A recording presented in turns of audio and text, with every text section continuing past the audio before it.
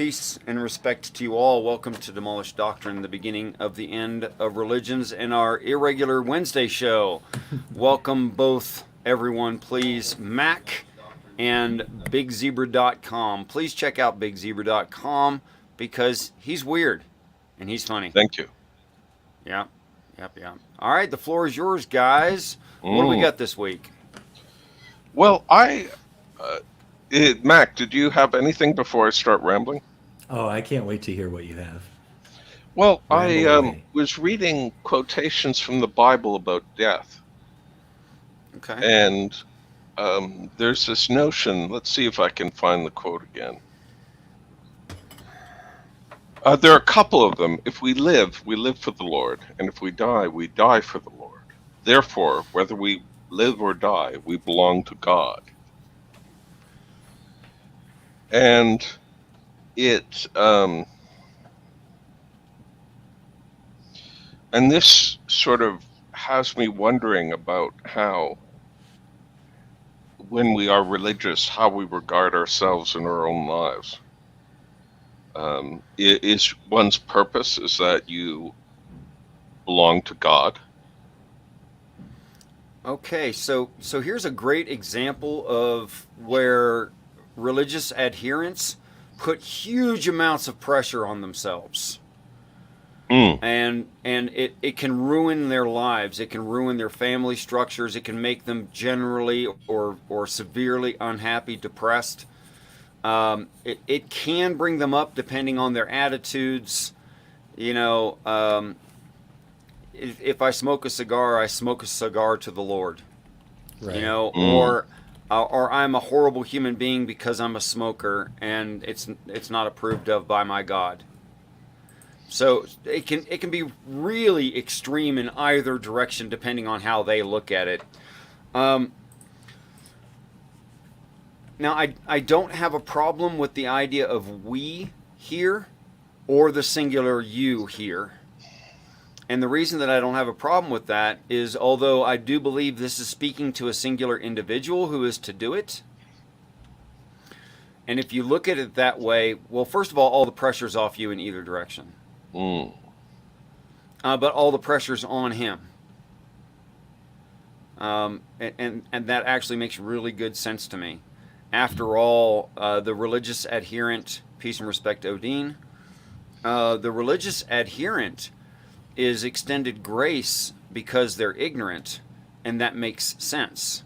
And there's one who isn't ignorant. Now, would you read that again, please, Steve? Yes, I should have said this is Romans 14:8. If we live for the Lord, comma, and if we die for the Lord. Therefore, whether we live or die, we belong to God. See, if you look at that as a testimony by Jesus, speaking of the several Jesus, wow, that makes perfect sense. And it's not putting any pressure on the casual reader, on the casual adherent, or even the serious adherent. Not at all. Really, is it though? It's you live for somebody else. Like, just Sure. consider all the responsibilities we have in life, and all the things you have to do in a day. Plus, you've got to live for God. No, it's talking about a specific they. Really? They, the Christ Jesuses.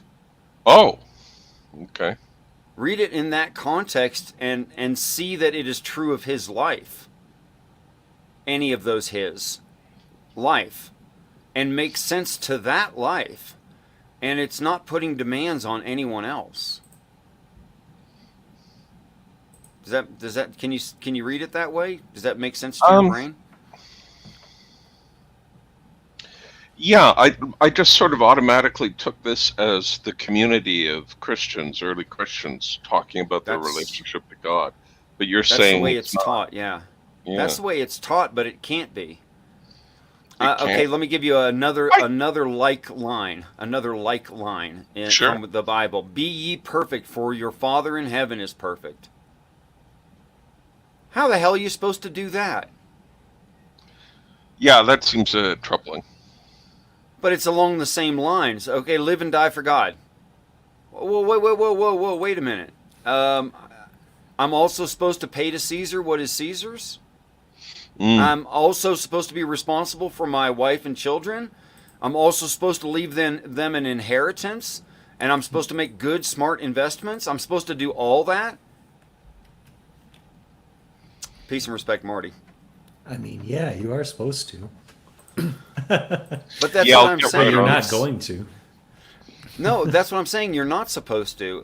If you're an adherent and not the Christ, your responsibilities are with your family and with yourself and with your community. That's where your responsibilities lie. Like, how could I possibly say, Mac, right now, with what you've accepted in your life is right now, sell all of your goods and give the money to the poor? It could be argued that that would be the most virtuous path I could take right now. Is I it? could be What about your convinced. child? Yeah. Yeah. Maybe someone would take care of them. I don't know. Well, Yeah, now I you don't just know. ask somebody else to take your responsibilities that they didn't even cause. That's a good point. How If can that be you- virtuous? If you took all your worldly goods and money and put them outside of your house, you would automatically be very poor. So Right. if you then grab them, you Oh. would be giving the goods Now to you're- the poor. You found a loophole. Well, this may be why I'm not well liked, but Well, I tell you what, it's that was a great bit of mental gymnastics right there, but it actually works literally. oh, thank you. Well, it occurred to me it would be a way to follow the rules without having to suffer the consequences. I know that Jews have Orthodox Jews in Jerusalem. They had a way to do work on the Sabbath that involved setting a wire around a specific area. And in this neighborhood, they have wires in the air around this huge tract of land. And they aren't like hydro wires or telephone lines, they're just wires for the purpose of obeying the law. I've heard of that. I don't know what the wires do. Like God can't Well, see they're past magic them or wires, something? clearly. They're what wires? Magic wires. Also, Okay. as you recall, Ezekiel said, "Hey, baby, I'm a real live wire." And okay, that was dumb. I'll look that up while we're here, just in case anyone. When I said you're supposed to, what I meant was like society would encourage you to do that and would say like, yeah, that's, we agree that's what perfection is, like, and we're trying to all be perfect. I mean, at least that's the story we tell each other. Okay, I found it. Oh, Okay. there's also one in much of Manhattan. So I'll put the quote here. I Googled this, but so you don't have to. Appreciate Oop, that. it's too long. Let's try this again. What commercial was that? We Googled it so you don't have to, or we did something so you don't have to. What was A that? lot of commercials do that. Okay. Or we made the savings and passed it on to you. Right. And, just more bullshit. The more you spend. Known as an ennuve, the wire is a symbolic boundary that allows observant Jews to carry out a range of ordinary activities otherwise forbidden on the Shabbat. Any necessary repairs must be finished Interesting. sundown on Friday. I think Jesus died for zebras too, by the way. Thank you, Odin. And at least the sentiment ones, just saying. I once told what I thought was an absolutely brilliant joke. It was just a quip, really. And for some reason, I was at this dinner function, and people started telling about weird things that had happened when their pets had died. And this woman was talking about how her kid's hamster, she came downstairs and saw the hamster wasn't moving, and it looked like it was in a strange position. And the hamster had maneuvered itself between the treadmill and the wall of the cage. And the treadmill had this little spike in it that was like a leftover from having been manufactured. and the hamster had had impaled itself on it with its arms outstretched. And she said, how the hell did this little hamster, get itself behind the hamster wheel in the cage and get killed like that? And I said, perhaps he died for the sins of other hamsters. And okay, How'd that go over? People they weren't angry. I think they didn't know whether or not to laugh or not. It was one of those ones. Sometimes with comedians, they have to earn the right to be edgy. And if you're just maybe you haven't earned it, and you're not allowed, to. Here it is. Oh, there's an entry on Atlas Obscura about the wire that transforms much of Manhattan into one big symbolic home. And there it is. Oh, so they're not leaving their house, technically. Yes, so maybe certain things are allowed on the, there's the link to Atlas Obscura. Okay, so here's why they do that. Yes, because you literally can't follow the law. Right. So they always have to try to find ways to cheat it and technically still be correct. Yes. But here's why you can't follow the law. It's impossible unless you had a really big support team for each and every person who was following the law. You can have Goyim to do things for you, can't you? Yeah, you can prepay Goyim. Absolutely, you could. And they do. Because you can't pay somebody on the Sabbath. You can't do that either. Okay, so, but imagine this scenario. Heaven in the sky, the 144,000 and the teachers and the Christ on the earth in the camp. No problem following the law. They got heaven's support. They don't have to, grow crops. They don't have to look for food. They don't have to supply their own water. They wouldn't have to do any of that stuff. And suddenly all the laws make sense, even that you're to wear whatever clothes you're given for that mission because you're on the job and you've got a uniform. And that uniform is to be made of a single thread, not of mixed fiber. Right. That is a woven robe, a spun robe. That you're not to do any work, touch dead things, pick up because all that stuff's taken care of for you, etc., etc.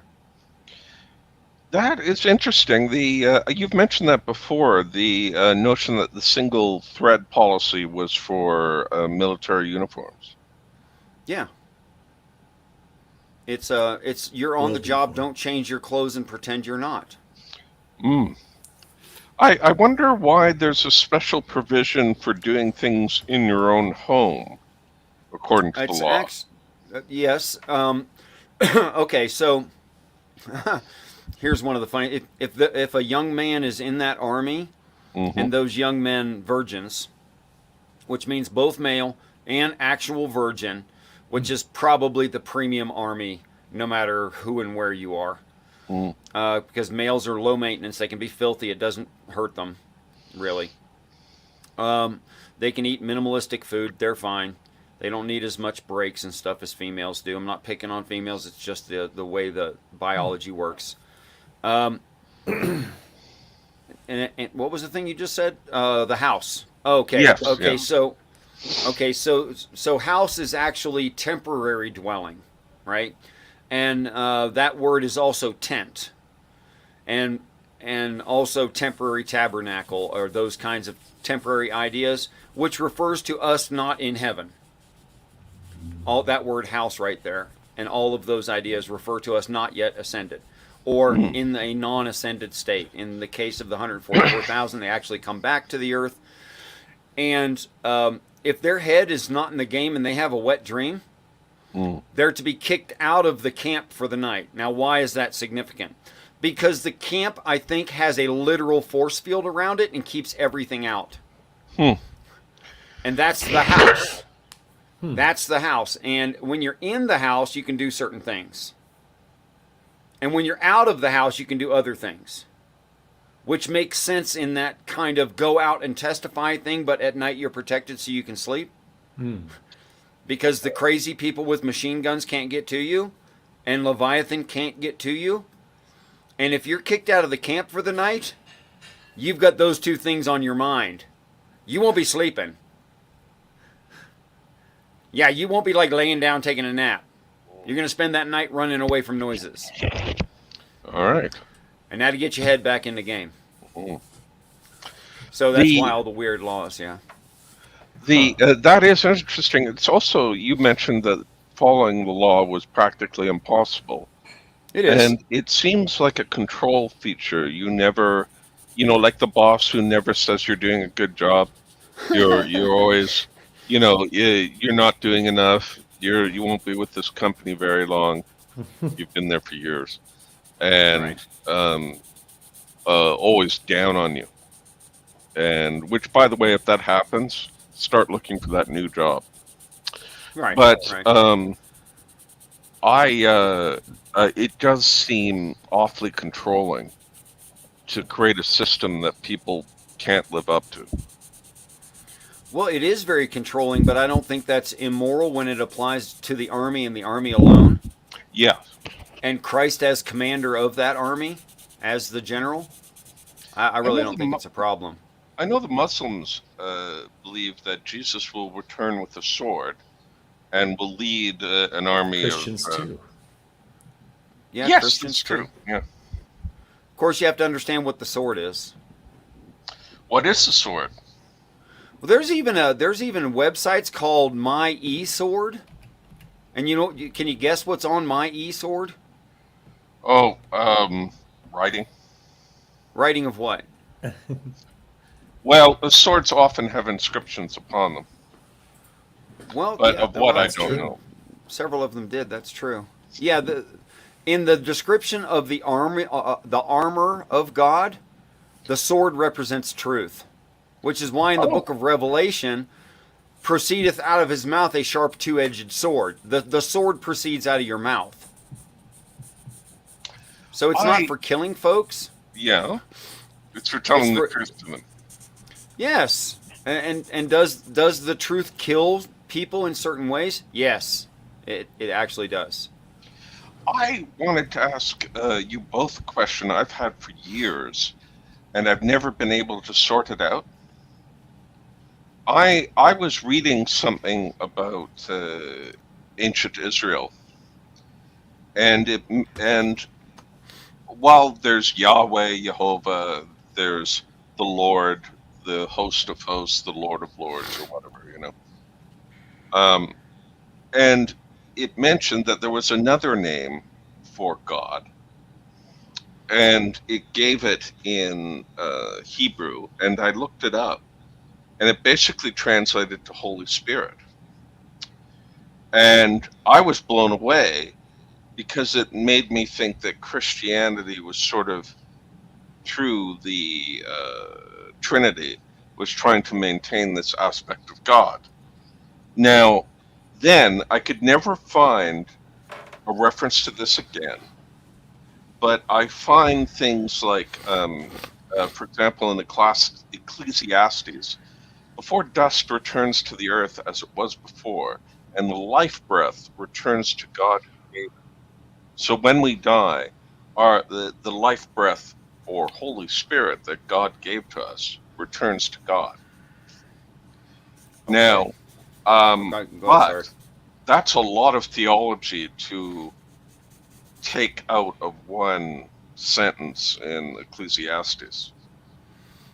And well, the fundamental idea from within Christianity is that you must make all of it work together, but no church has ever found a way to do that.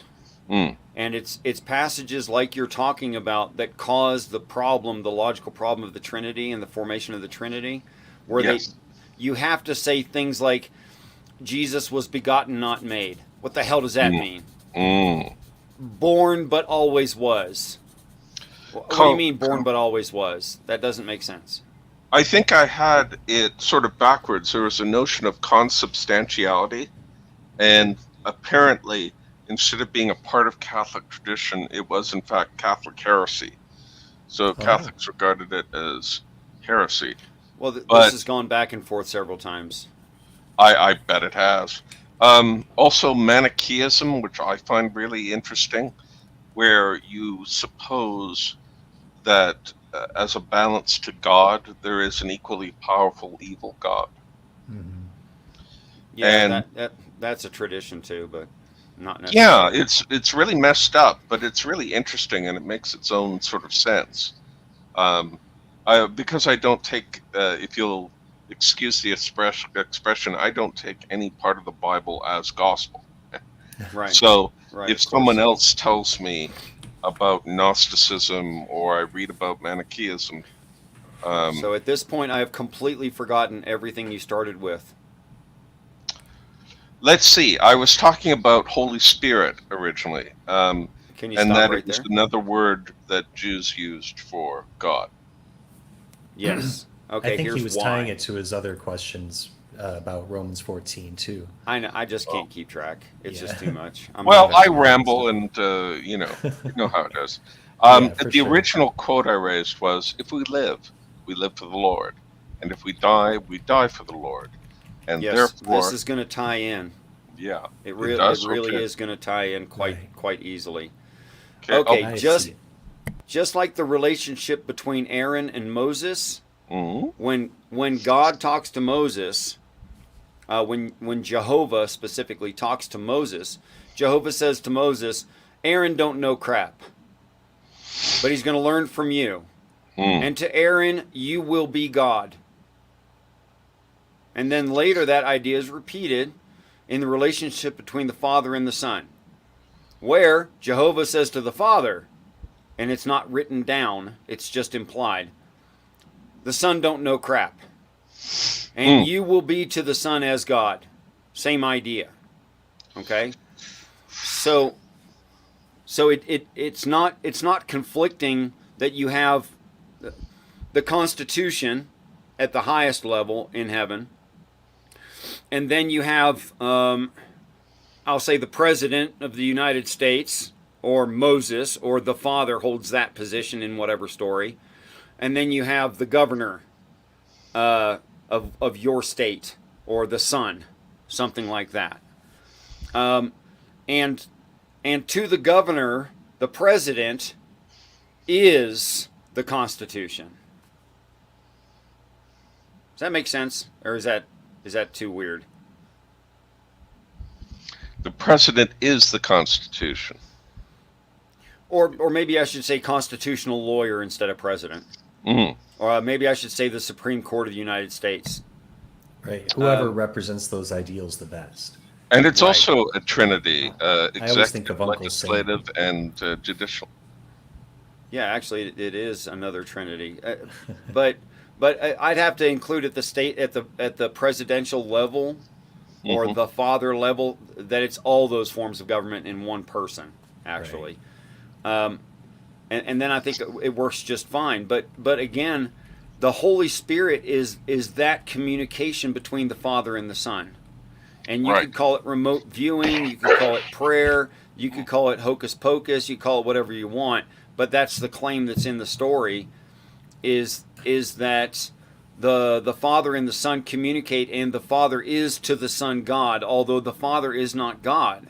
And that's what causes the problem right there, is because when the Father is acting as God and says things like, I am God, and he's speaking to the intended reader, the Son, the Christians conflate the Father as God. Well, now you have a God with personality, which means it has being, which means it has its own being. And now you have the Son and the Father, who are God, but are beings who have different experience, but are the persons of God, which God is its own being, and you got a problem. Yes. What do you make of this regarding your own interpretation? Like, is this is the Bible being interpreted in some weird semantic way? or is it clear to you what was meant? Well, I'm not done with my study of the Bible. Oh, It's just okay. nobody ever gets in these conversations as far as I've already gotten. So I'm never like actually it happened yesterday with MathPig in the book of Revelation, and these are 7, and 5 have fallen, and 1 is yet still to come. And he goes, I'm like, I don't know what the 5 and the 1 are. And I'm doing a study. I just started a study on it this morning to figure out who the 5 and the 1 are. I have no idea. But hardly ever you get to that conversation, so it's infrequent that someone says, "Hey, have you justified this part yet?" That's really weird that even happens to me. But but I don't think I know everything. It's okay. Could you use the concordance and look up every time the word 5 was used in the Bible? God, computers are great. Yeah, yes, totally. they are. I don't know if and I'm not. Well, I'm not dismissing the number itself, 5. I'm not dismissing that's New Testament written in Greek about Christian religion, and it's missing some of the early Christian idioms because they wouldn't have those idioms written in there. They wouldn't have those ellipses written in there, and you got to write that back in. So I haven't forgotten that, and then I have to take into consideration Hebrew gematria and say, well, what does the number 5 mean in gematria? And that matters too, Right. and may or may not add into the equation of what the heck is this talking about. Peace and respect, blessed be he. Steve, do you And remember Beck. the word? Yeah. I'm Hey, guys. I am sorry, I interrupted. The word that you were referring to that meant spirit, or it was in Ecclesiastes. Hebrew or maybe Greek, and it basically, when you translated it, it was Holy Spirit. But do you remember the word No. or where it was? And Okay, so here's part of the problem, Steve. Christians will often conflate, and our culture makes us think of the word soul and spirit as the same thing, and in the text they're literally not the same thing. really, soul and spirit are different. No, they're not the same thing. The soul is the part that breathes. It respirates. In other words, your flesh, including your brain. And then the spirit is the immaterial parts of you, like how you feel about stuff, your memories, and how that influences you. So spirit is equivalent to qualia. It's the way you experience things. And those are very different. Your brain and the qualia are very different. You could put exactly the same electrical impulses into 2 different people in the exact same parts of their brains. They will experience it differently. So it's not a standard thing that you can just quantify under a microscope. You just can't. And if you could cause someone. You could take someone's memory. You could extract a memory electrically and put it right back into them, and they would experience deja vu again and again and again, but we don't. So. I think we're being rebuked in the chat. By whom? By blessed be he. That's what blessed be he does. Blessed be he doesn't make arguments, although I prefer arguments because I think arguments have some level of persuasion. But blessed be he comes in and reiterates known sayings from standard Christianity. By the way, blessed be he, you'd be welcome to have a conversation anytime. I invite you to a conversation. I often never do. Yeah. I often think these conversations are kind of intimidating because what if you never talk about this sort of thing? And then you find yourself in a chat, for example, but you never talk about it. But you can, for example, quote the Bible easily that refers to your point. But in a sort of, for lack of a better word, a freestyle chat, you might be very uncomfortable and very tentative. And you might never... There are people who are very active in our community who never appear on any sort of show. That's true. And which is a shame, Imagine if MathPig never Yeah. went, or Richard, you would be missed. No, The I wouldn't be missed because I was never there. Oh, that's a good point. Okay, well, your absence would might not be missed, but it would not be the same It would because not you're be never literally the same. disingenuous. So that's why Right. I'm a fan. Right on. The mm, Sorry, go ahead. I don't know where I was going with that. Okay, let me pick up something else real quick. Do it, man. Do it. I had a comment. It was in the form of a question, and it was Odin. We were kind of Um, grazing it. It was about the soul and the spirit. yeah, Yeah. the idea of souls and spirits. Do you think those actually exist? In the way that it is subtle qualia that my brain perceives as the voice of God. Like my eardrums don't vibrate when I hear the voice of God. There are Right. no airwaves. And if you stood right beside me, you wouldn't hear it. Okay? If you put your ear up against my ear, you would not hear what I am experiencing. It's not physical at all. Okay? In that way. And the only reason I think it's not my biases and not me is because I gain falsifiable information that can be tested against reality and it holds true, and it's from outside of my experience. I've told this one before, but I'll tell it real quick. Me and an older friend and a younger man having some tobacco after a meal. And the young man is unprepared. Go figure. And the old man says to him, I have a marijuana pipe that I can give you for your tobacco. He had tobacco, but that was all.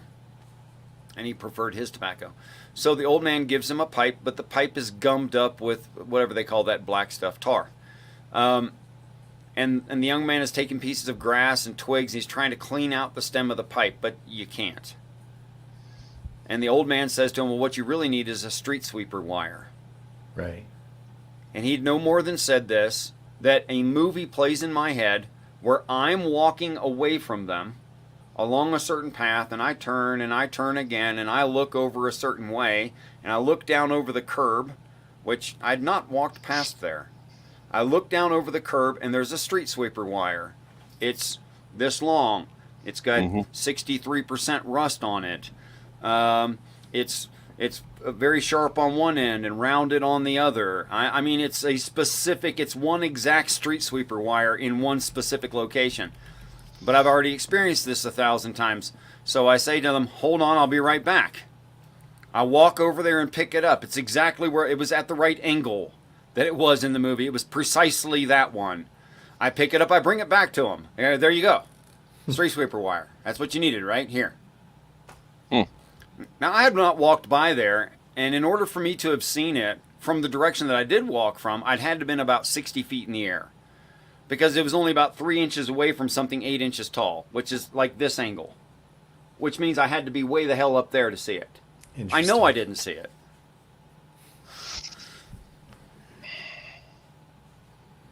But somebody saw it, and then they translated that idea directly into my brain, and I saw it too. And okay, I'll be right back. That simple. So it's falsifiable, it's valid information, it's outside of my experience, it's communication, it can't be me. That's all. So that's a spirit. That's the Holy Spirit. Not just any old spirit, not my personal spirit, Holy Spirit. It's a separate thing. It's not me. Is there anything? You see, there are, of course, people who have had, who, if they were to recount their religious experiences, and I mean, in a sense, a road to Damascus experience. And yet there are many people, for example, in the southern U.S., there was a trend for a while of people seeing demons, and they talked about spiritual warfare. So the church council of some podunk region in the middle of Tennessee would claim that devils attended their meeting and were trying to curse the members of the church financial committee.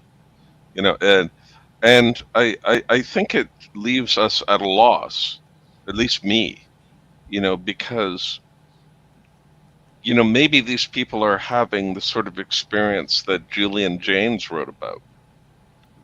That who? There's a guy who wrote an absolutely brilliant book, of which not a word of it can be proven, but it was called Okay. The Breakdown of the Bicameral Mind and the Origin of Oh, Consciousness. sure. And I've read it, and to sum up, if folks are unfamiliar with it, imagine that your current psychological setup isn't what the human baseline truly is. And that is that you have two hemispheres telling you different things. And that way, for example, people hear God from their right brain, and it is poorly translated to their left hemisphere. And you end up people hearing gods all the time, like all day. And Right, the and idea external is that voices. what we now call consciousness spread almost like a social change. For example, like writing, where writing, I think, is 3100 BCE, and then it spreads. Well, there was a trend towards consciousness.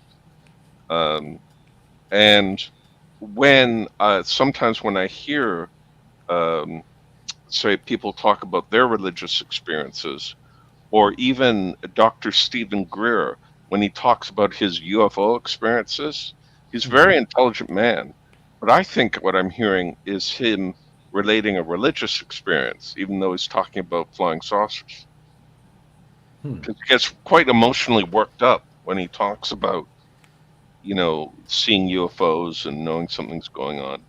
If you don't know Dr. Stephen Greer, he's a former emergency room doctor. I've heard of him. I don't think I've Yeah, ever and listened to him though. he does things like the Disclosure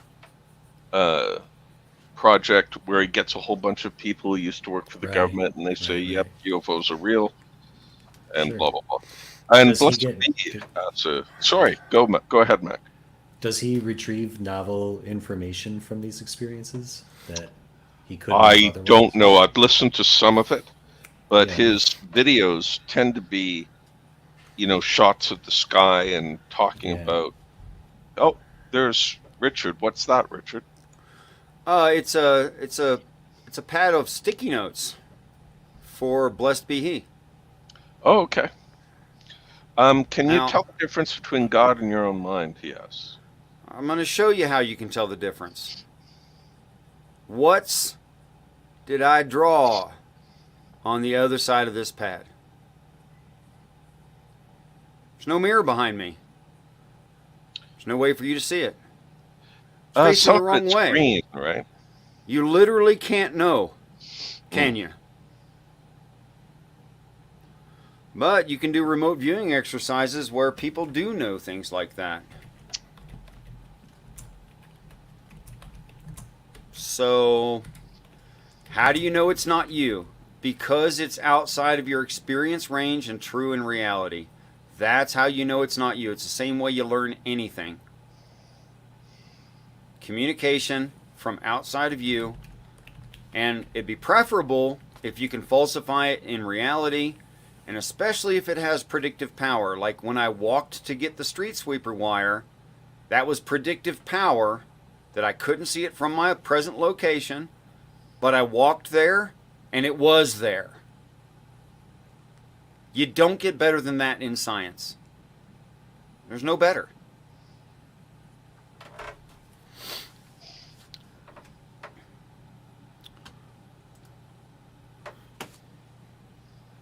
Specifically to Mac. Gabe's 3D videos. Welcome. All right. He's a great guy. So just like, tell me what's on page 42 of the Eagle Scout manual. Oh, you don't know? Do you think it exists? Is there a page 42 in the Eagle Scout manual? Oh, yeah, Pretty sure. yeah. Do you know what's there? No. But if you prayed about it and you received what was on page 42 of that particular book, Eagle Scout Field Manual specifically, and then you got ideas and you wrote them down and then you opened it up and that's what was there, communication happened. It was falsifiable. It was true in reality. It was from outside of your experience. That's how you know things aren't you. Just like you didn't write the dictionary, but you can read the dictionary. Same thing. It's just your subconscious constructing your perspective, Richard. It's so interesting. This is so interesting. You know what? I've actually had people, I've talked to them about this stuff, and they've actually come up with, look, no one has a brain hemorrhage and their brain operates better. Right. Okay? That's not true. Drugs don't. That's not true. Okay, go ahead. No, there are people who become, I think it's called acquired savantism. Oh, that's So true. someone has, one guy became an amazing mathematician after being Because of- assaulted after leaving a bar. And what did And he lose? I don't know. I just knew But he he gained lost that. a bunch of stuff too. Maybe, but See, I said better. I didn't say better at nothing. You see, okay. But, in all those superhero stories, it always seems to be some sort of stupid lab accident. And I just want some variety. Okay, fair enough. So physical impact. Yes, your brain can become specialized and be very good at some or a group of things. I'm fine with that. You're going to lose a lot to get there. You're going to lose a whole lot of other stuff like your understanding of interpersonal relationships, your personalities. Something's going to be sacrificed. That's true. Yes, and it's, of course, for every person who does become a savant, there are 1,000 people or 10,000 or a Don't. million people who just are plain injured for life. So Right. So I'm not saying it's impossible, but there's always a cost, and it's usually detrimental, not beneficial, on average. And I've actually had people say to me, "Well, Richard, maybe you had an aneurysm or something, and that's what caused your brain to do this." And I mean, just making ridiculous things that aren't likely in reality as explanation. And by the way, this whole time I've been pretty darn normal and even boring and predictable. Ask Beck if you don't believe me. I've been the same guy this whole time. Your subconscious constructing your perspective. Yes, our brains is what relates to us. Our senses and our cognitive resources and all that stuff, and we're trying to make a map of reality based on what we experience. And my map really changed back in 2012. But if you're going to say something like it's my subconscious, that doesn't explain how things that are falsifiable in reality outside of my experience have been related to me, other than just calling it learning. I learned something. But I learned something without opening up a book. I learned something directly into my brain. You can think what you want. And yes, I've heard every hypothesis, explanation, blah, blah, blah. None of them pan out. Just none of them. So, and Skyworks, it's not likely you're going to come... I mean, you're welcome to. But it's not likely you're going to come up with something new after I've been doing this for a decade. Yeah, Paul, some people came up with the idea that he suffered from temporal lobe epilepsy. Or he had this or that type of experience. I can't remember what it was. But the thing is that you can't determine that. We can't grab Paul and put him in an MRI.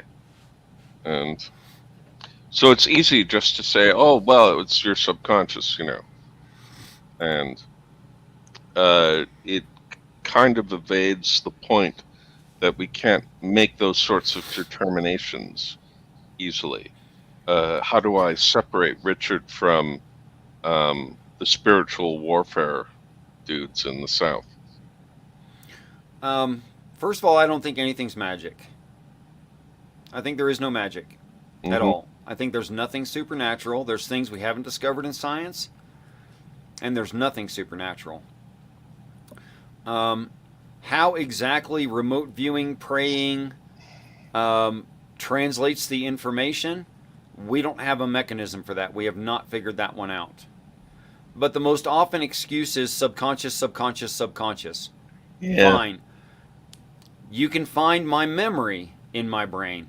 You can find my personality in my brain. You can find my ears, my skin, my heart, my hands, my eyes, my nose. You can find all that in my brain.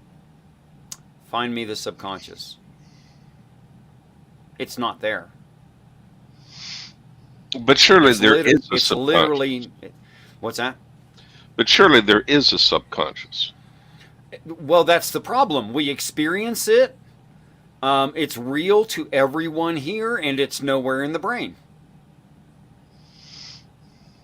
That's why they call it an emergent property. You know what the words emergent property mean? Direct English translation, we got no clue. It's there. Where? Well, it's there. Well, where? It's there. Well, good luck. Because you can't point it out on an MRI now, can you? You can't point it out on a EKG. It's not there. Everything else is. What if the ancestors or the ancient ones or the spirit realm or the angels or whatever term you like to use, what if those are really existent people and you don't have a subconscious? You can even watch dreams. Here's a conundrum for you. You can watch dreams happen in the brain while a person sleeps. And then they say dreams are of your subconscious, but physically manifest in your actual brain. And then they say you can't find the subconscious in the brain. Well, how about you pick one? How about that? It's in the brain, it's not in the brain. It's emergent or it's evident. Well, when it comes to dreams, they're evident. They're right there in your freaking brain. Why can't you find the subconscious the same way? Maybe it's not in you. In fact, I doubt that I know a dang thing. I kind of doubt that I remember things. I kind of doubt that I can extrapolate things. I wonder if any of this is me. And everything that comes to me that is new, I wonder if it's me at all. I think it's not me. And I'll tell you why I think it's not me. Sometimes I can't remember where I left my damn car keys. Sometimes I can't remember where I parked the truck. Well, then where I left that nice pair of shoes. What does it even mean when you say me, then? That's what I'm saying. Who are you? I don't think that we are me's. I think half of our experience is us, not me. We're experiencing us, not me. I just perceive it as me. Why? Because I'm shallow and self-centered and self-righteous and proud. And why would I think that's me? It's evidently not my experience. Speaking of shallow, I'm going to go for some burritos later. Ooh. I just wanted to throw that in there. Burritos can get deep. Maybe. I for some reason with burritos, even though I like really hot food, somehow the sort of ghost pepper stuff they use doesn't do it for me. It's like sort of pure Scoville without the flavor. Yeah. Yeah, it's not great. When it's just hot and it's not flavorful, no. Gotta have the flavor. But I like the way it opens up my sinuses. Boy, yes. Well, I can't take anything like a ghost pepper. Raw or cooked, forget it. I'm not doing that. I like habaneros. I've been to Mexican restaurants, and I just asked them to bring me a couple of habaneros on the side. And I slice them up and put it on whatever I'm eating. Yeah, yes, that's very important. The fire is evident in secular pagan mum. Just piss her off. Go ahead. Yeah. I dare you. Very true. I think I've shown my fire is plenty awake and just blinked. Okay. And here we have, blessed be, am I reading that right? Religigore? Religigare? Religieux. Is I that don't know. of the French? Unite looks with his French. fire. He showed you the way, yet you forget. See, these are just tropes. Blessed be he. Break down that word religieux and why I should value it in your sentence. I'm going to look that up on the Google machine. It looks See what French. it I'm says. trying to I hate pronounce when it in people poor French. assert that I've forgotten something.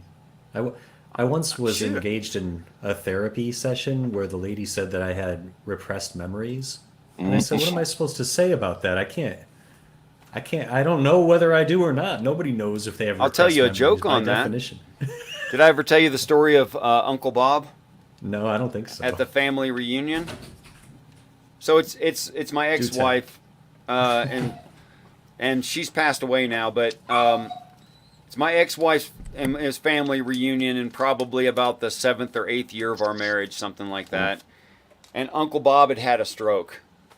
Uh-oh. You know, and you go and you say hi to everybody. You try to find everybody, and everybody's like mingling everywhere and saying hi to each other, right?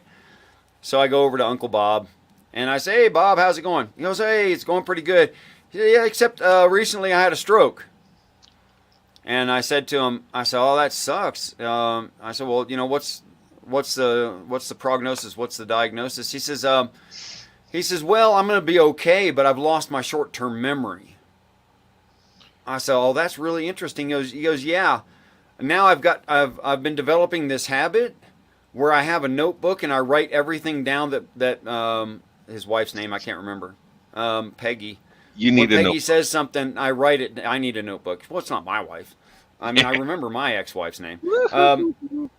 But I have to write down everything Peggy says. He says, problem is sometimes I don't remember to write it down. I said, Bob, you do realize that Peggy can come to you anytime and say you forgot to write it down, but I definitely told you, and you have no room to argue? It's so true. Yeah, You the have practical repressed joke. memories. Yeah. What am I supposed to say? How can I argue with you have repressed? It's in your subconscious. Yeah, exactly. What is- How do you What are argue those with things? that? It's the ultimate escape. It's magical thinking. It has no explanatory power, and you can't argue against it. Right. So you can tell me it's my subconscious all you like. My subconscious does not know things that I didn't experience. And you're wrong. It's not my subconscious. Right. Also, how do you know that someone, if you believe in repressed memories, how do you know that this person has repressed memories, but that person just needs a little therapy? I mean, how would you tell? She said it was because of the way I struggle to remember specific time periods. Like I'll have memories, but I won't know how old I was when I developed the memory or something. Sure. It's just like a way that I categorize memories. I guess I don't do it well in terms of a Okay. timeline. She said that indicates repressed memories. Like So if somehow I can't remember what I had for breakfast, repressed memories. What if it was just she means boring? traumatic. What's that? But Mac, what if it was just boring and that's why you don't care? Yeah, I don't know. I think it took me a lot, like into adulthood, to be able to recite all the months in order. I don't care about stuff like that. I don't think, like, my brain doesn't attach much value to knowing how old I was when stuff happened. You know? You Like, know, Mac, psychologists call this the I don't give a shit problem. right? Now I just made that up, but I think No, we it's can. valid. But guys, we can literally show that the more new experiences you have, the more your brain can like metric those and put them in order. And the longer time is stretched out for you because you have close to real time in that memory. Oh, Think about anything the first time you did it. And you're going to experience lots of details, and it was Sure. interesting, and you have it in the right order and all that stuff. Now think about things you've done a bazillion times, like tie your shoes. Tell me about the last time, or no, tell me about last week on Tuesday when you tied your shoes. Tell me Right. about it. Give me all the details. What was the rest of, which floor were your feet on? Which shoes were you putting on? You have no clue because you don't care. You're Right. not repressing the memory of tying your shoes. You don't care. right. Okay. Well, I can tell you about the last time I went rappelling in great detail. Go rappelling more. Right. That's all I can tell you. Did you learn how to do that in the military? Yes, sir. I did it professionally in the military on a regular basis. That always, also people who can climb up ropes. I know there's this thing you can do with your feet. Mm-hmm. It's the opposite of rappelling. What do you call it? Rope climbing? Let me do that for you. Mm. See, I think I got something dark enough and long enough I can do it for you. Okay, so here's the anchor point, right? Can you guys see that okay? Yeah. Not really. The top anyway. Let me do something here. Hold on a second. That's a good question, Fireworks. We'll get All right. So here's the anchor point at the top. I'm going to use my mouth. So I'm going to be silent for a minute. I'm going to show you the foot position. Mm. Goes like that. All right. That's how you lock in a rope with your feet. Right. Okay, that's clever enough. I guess good army boots would really help. Yeah. Yeah, you want kind of sharp edges on them actually, if you're going to be rope climbing. What are the things? I like Skyworks' question for you that you have up there, Richard. Yeah. What things were you contemplating in the months before your first epiphany? Shadow of a doubt. Richard Madsen. I think that's a good. What kinds of things was I contemplating in the months before my epiphany? How the hell am I going to get this customer to pay this friggin' bill?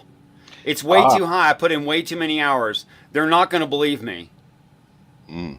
If that woman distracts me one more time while I'm working on this truck and she gets me to slip up and cut myself again or bash my knuckles again after she claimed that she grew up with her dad and she knows wrench sizes and she knows mechanics and she knows this and she knows the other, but she can't find me a 1/2-inch wrench that's right in front of her face in the top of the tool tray, I'm going to call her out.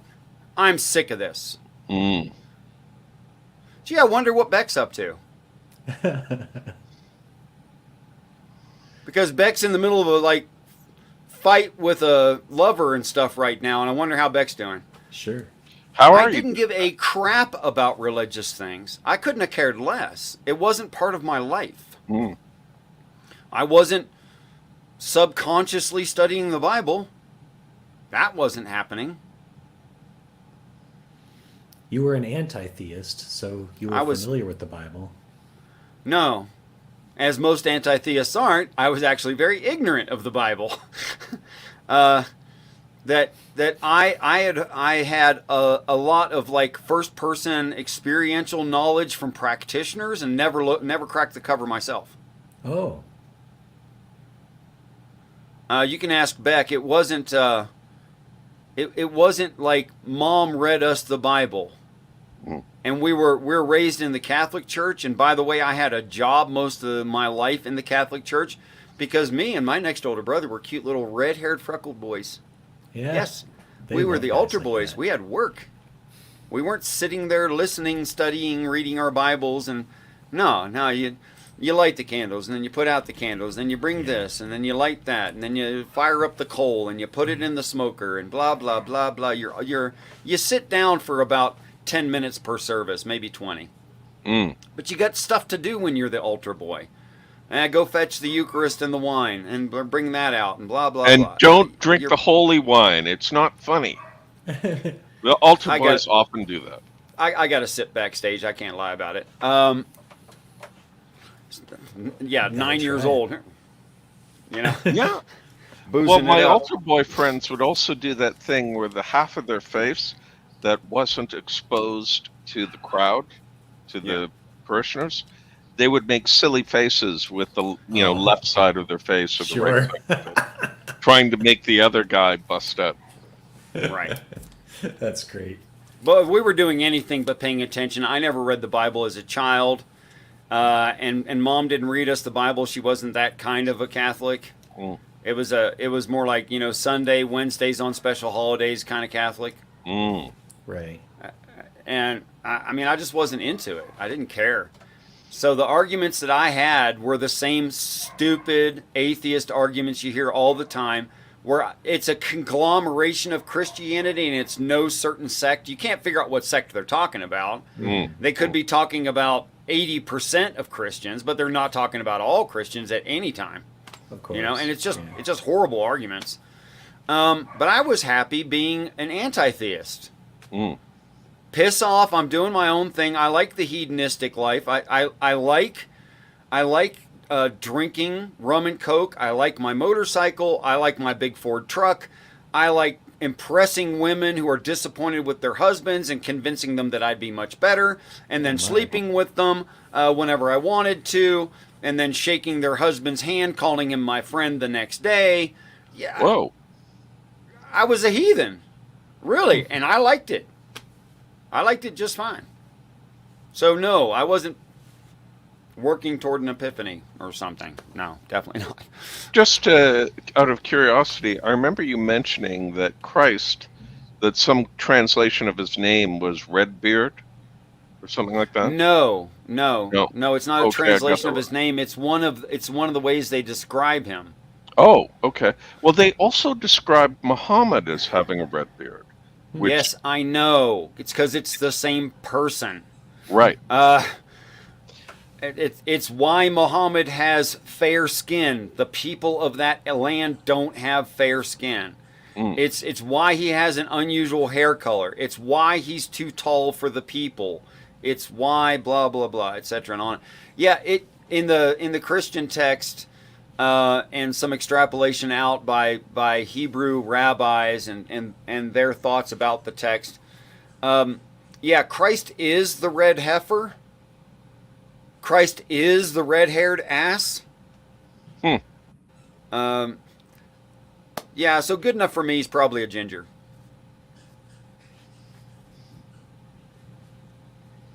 Okay, that's interesting. I'd gotten that messed up in my head.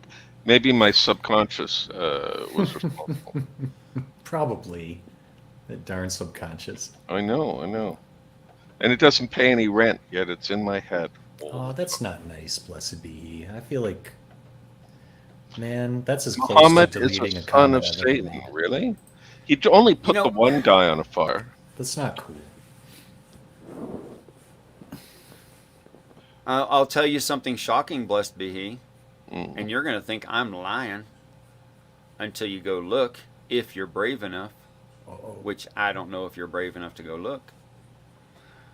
But I will bet that you did not know that Jesus is in Quran multiple times over Muhammad. I bet you didn't know that. And I'll bet you didn't know that the Muslim people are waiting for the arrival of Christ. Yes, they are. In what they call the second coming of Christ. And when Christ comes, he is to be believed by the people, even if he corrects Muhammad. Wow, Bet you didn't know that. I didn't know that particular thing, even if he corrects Muhammad. So That's interesting. Yeah. He's to be taken at his word over Muhammad, because Muhammad is the last prophet before Jesus. That's what it actually reads. Go ask a Muslim. They'll tell you all about it. It's not impossible to find a Muslim wearing a t-shirt that says, I love Jesus. Of course, I'm Muslim. They might love some. There's probably a Muslim out there who loves Jesus much more than you do. Chew on that a minute.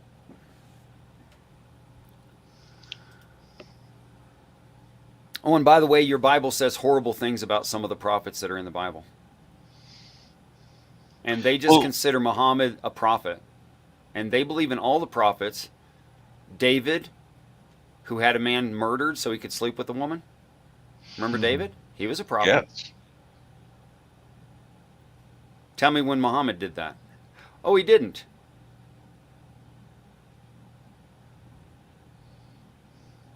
I could go on. I'm not going to. I'm going to let it rest. You go and check that out. I'm not kidding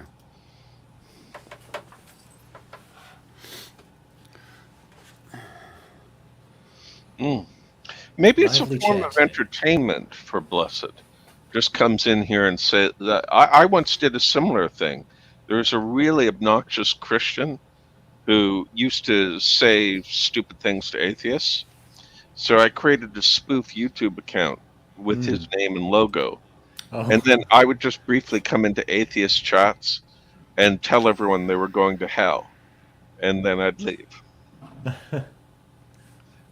And it amused me. So maybe Blessed is of the same ilk as the zebra. you never know. This is really interesting. Check this guys out. Check this out, guys. Plagiarizers? Plagiarizers. Oh, Muhammad. Terrible plagiarizers. Plagiarizers saying things like, and corrupting the true one singular original way. Yeah. Well, I think he's referring to the Quran. Hold on, because- Steve. Hold on a second. Okay. Yeah, he's referring to Quran, obviously, and he's saying it was stolen from the Jews and early Christians, obviously. What he doesn't understand about that is there were religions that preceded Judaism that had the same things in them. How you know that you're not the thief? Go read the Stele of Hammurabi, and unless you want to deny actual well-confirmed history, you're going to find something very similar to the Ten Commandments in the Stele of Hammurabi. How's that there? And who stole what from whom? And here's the truth. Our God told every culture the truth in the beginning. That's what happened.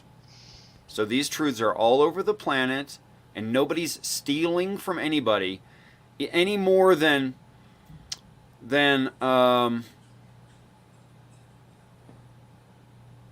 what is that song? Under Pressure was stolen by Vanilla Ice. No, he did a tribute in what is the name of that song? Ice Baby. He did a tribute. He's not stealing it. That's the wrong idea. He sampled it. He sampled it. He's honoring it. It's because it's useful and important to him. That's why he did that. Your religion, the Abrahamic religions, took from what they believed were true in other religions and included it in their own. You might not like that, but go look into it. It's true.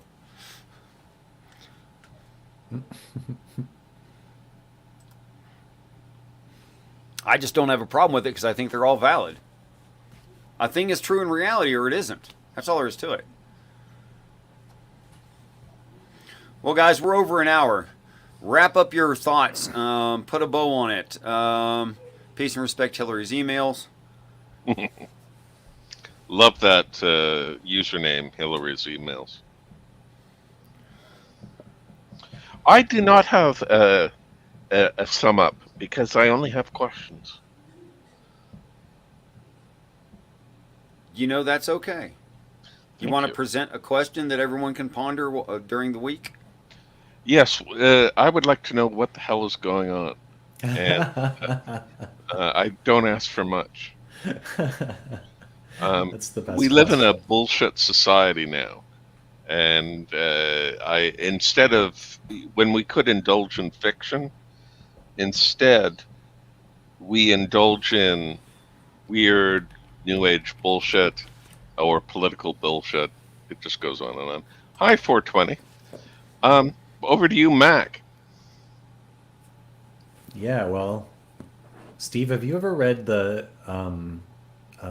Hopi prophecies? No. You like them? Okay. I think they're relevant, and I do like them. I think they're very nice narratives. But if you read them with our conversations in mind, specifically the Kachina, the blue and red star Kachina prophecies, it's not long. I mean, I found a website that has a telling of it that's like a page and a half long, and it's a traditional Hopi prophecy. It's really interesting. So I'll leave that with everybody. The reason I know about it is because of Richard. I mean, he pointed me towards it, and I've been looking at images of these. Kuchinas are sort of dolls, that represent a bigger idea. And I've been looking at images of those, trying to understand what Richard was asserting about those stories. But then I finally went and read the stories, and that was a lot more informative. So um, I recommend it. Anyway, Okay, thanks. I'll look check it that up. out. Yeah, cool. Lordy. So And much. There's so much to learn, man. There's so much to explore and learn and reach. And I hope that. Well, at the same time that I hope that I agree with you that this society is screwed up, and I hope that either things get fixed or things get blown up soon.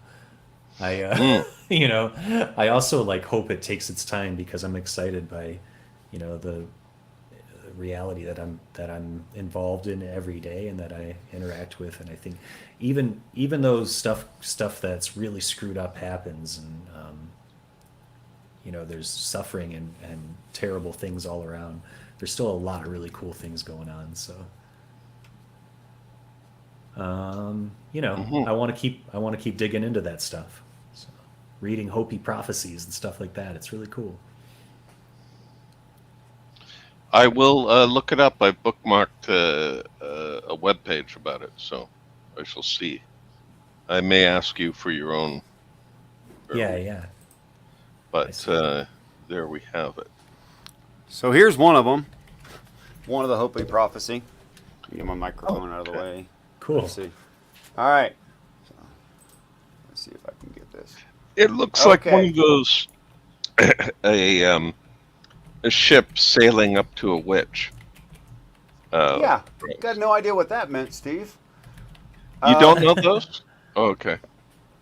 Okay, so Sorry. you got the people with their heads floating off their shoulders, Oh, right. Yeah, that's not good. and they pass up some spheres. Those are spheres, not circles. Right? And they come down, and when they come down, what is there? Corn and man. Oh, okay. And then you go up, and you go forward again, and you've got more people with their heads floating up off their shoulders, and they pass up some spheres, and when they come down, what do you think belongs on the right-hand side right there at that flat place? What do you think belongs there? Corn. Corn and man. Yeah. In that What order. is that? They're higher than you and their heads are elevated. They go forward, and then you join them, and you go forward.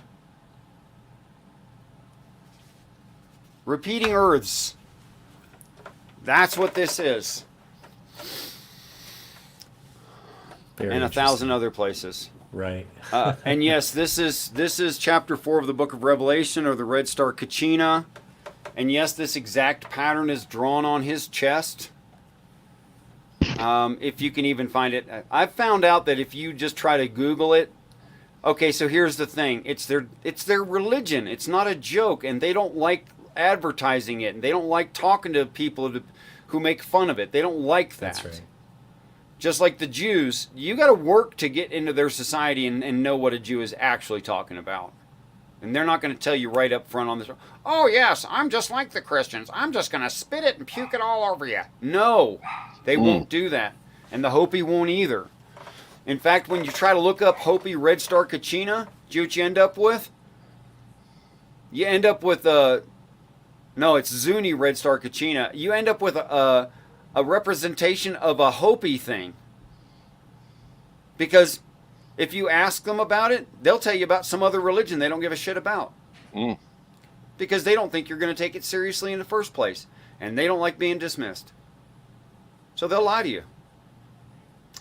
But I got turned on by a local guy what the Red Star Kachina actually is, and went and looked it up in a local library. And I'm in New Mexico. I'm in that part of the world anyway. It was easy to find. And yeah, it's painted in black and white on his chest, precisely chapter 4 of the book of Revelation. And yes, their religion is much older than all of the Abrahamic religions. Much older, but they still got chapter 4 painted on a dude's chest. Starting tomorrow morning, there will be a green meteor visible in the northwestern sky near Polaris. Oh, interesting. Yeah, and they say that it might even get blue-green. I don't know. Not to like, I'm not making any predictions or anything, but it definitely is interesting. I think the red star Kachina is heaven's arrival. I think the blue star Kachina is wormwood. Oh, okay. I think that the eagle Kachina is the blood sea miracle. I think the quaking of the earth is the planet Kachina who quakes, and he's like several volcanoes in uniform. I think that the reason Shiva has dots on a leopard skin floating on water is because Shiva in that aspect is wormwood. I think the great Hindu god hugging the earth is heaven's arrival. I think there are one for ones in all of these expressions and many more. I don't even have time to talk about them. Mm. I can't even go over all of it. It's one for one. There's a god for each of the announcing miracles. So sorry, blessed be he. There's a Hindu god for each of the announcing miracles. So, don't know what you want to do with that. Let's leave it there. I know what I'm going to do. I'm going to go get a burrito. All right. And I All wish right. you all good day. Thank you, I wish Richard, you for doing good this. eating and not too much gas. Oh no, the gas is the best part. Okay. Sorry, that was disgusting. I'm going to move along. And thank you, Moon Medi and 420 for dropping by. And of course, I was going to say blessed be, but I meant your relative, Richard. Beck. Beck. Yes, I'm sorry, Beck. All right, it's been real. Bye-bye. All Bye-bye. Take care. Yeah, feel free to post something, Sec. I Pagan Mom, I trust you. Go ahead. Whatever you're doing, you do. Awesome. All right. Always a pleasure, Richard. I'll see you. You as well. See you soon, probably. Hopefully. If you have Sunday off, let me know if that works out, and we might do a show on Sunday as well. Okay. If you okay, like. Sounds good. I don't have to, but I invite you. I've been enjoying your kind of open rooms. It's nice to sort of sit in the back and see if there's a place for me to jump in, But Right on. We'll jump in anytime. You're always welcome. I hope you always already knew that. I hope you yeah, did. I definitely feel that way. Thank you. Awesome. All right, brother. I'll see you around. Have peace. Thanks a lot.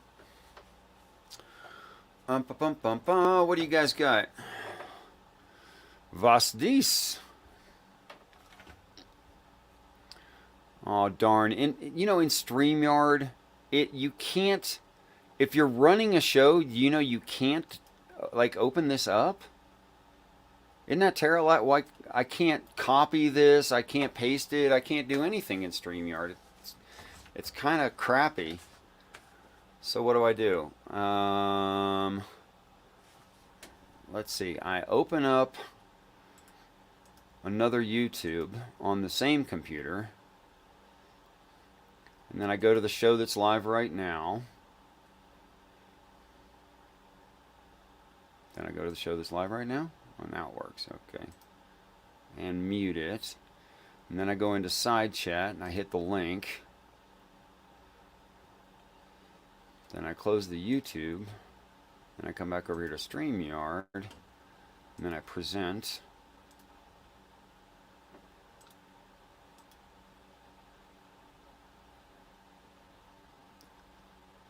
Falls in line with gaslighting, right? She's not. I don't think. I think What we should should. she say? She said it bugs her. It's Would frustrating to me. I don't like it. It doesn't feel good. It makes me angry. I have an emotional reaction to it, and it's not a good one. Triggering suggests, and I think where it comes from is that you've been triggered emotionally to the point that you can't control your emotions. You're now overwhelmed and out of control. Mm-hmm. That's the idea. Is that if someone's been triggered, they start acting in a way that they are unhappy, or they start feeling in a. Like, how would Well, there you define go, that? guys. It looks like a that pretty serious causes an video. Emotional response. Stop. It looks like a pretty serious video. You guys check that out. But I'm not going to, just show their show and be all rude and stuff to them. You guys check that out. All right? Okay. Thanks a lot, Secular Pagan Mom. Blessed be he. Blessed be he. Bring arguments. Assertions don't get it. Ox. And who was that? Who was that? I just saw that. Moon Medi and 420 and Clout and Hillary's emails, all you guys. If I missed you, I apologize. I love you. It's just that I'm not going to sit here and make everyone wait while I scroll through and stuff. Peace and respect to you all. Thanks for coming by. I want you to know that I truly do look forward to the day that we're all great friends. Till next time.